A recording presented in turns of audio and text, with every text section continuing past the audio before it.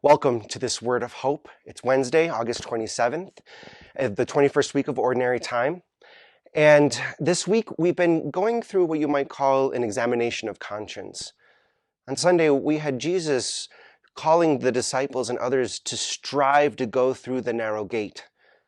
And then Monday, yesterday, and today, we begin to get these series of woe to you, Pharisees. We don't like necessarily to hear Jesus speak this way. He's pretty direct, calling people hypocrites. And we know that Jesus is the one that's able to do that. He's the one that is able to see rightly. But it is causing us to consider our own self. Where do we need to be called out?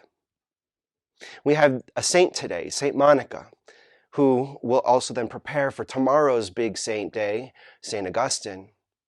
But Saint Monica stands in many ways as a great one for self-reflection, for examination. One of the things about Saint Monica is that she had a very clear vision. In many ways, her heart really knew the heart of Jesus and allowed her to be able to see her son and her husband, but particularly her son, Augustine, in a way that both made her sad, but also gave her great hope. Her son really struggled to find his way in life. St. Augustine, by no means of imagination, was a perfect person, especially growing up. But knowing the heart of Jesus, knowing what goodness is, and allowing her heart to rest there, was able to see her son in many ways wept that he could have better. She wanted more for him.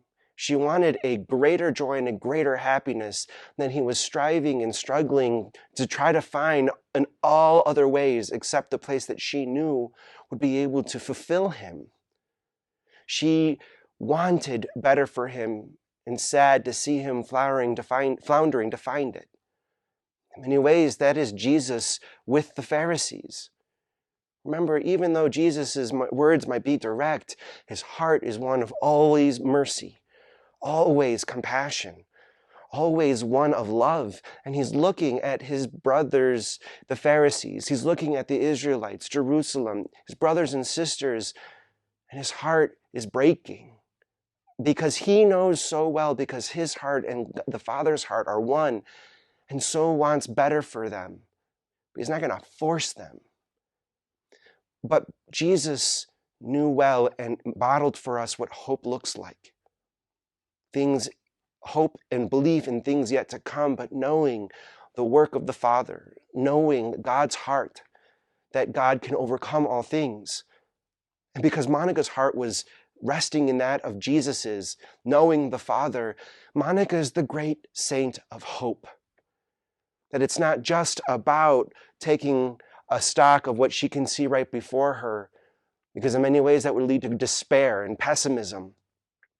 But this hope, knowing what God can do, allowed her to pray for 25 years, hoping for better for her son, and asking God to allow her to be that model for him, to help him come to the joy that she knew.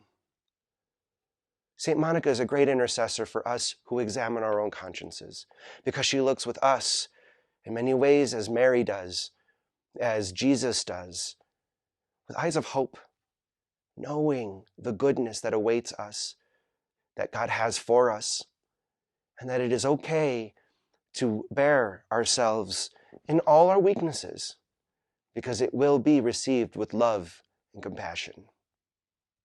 Have a great day.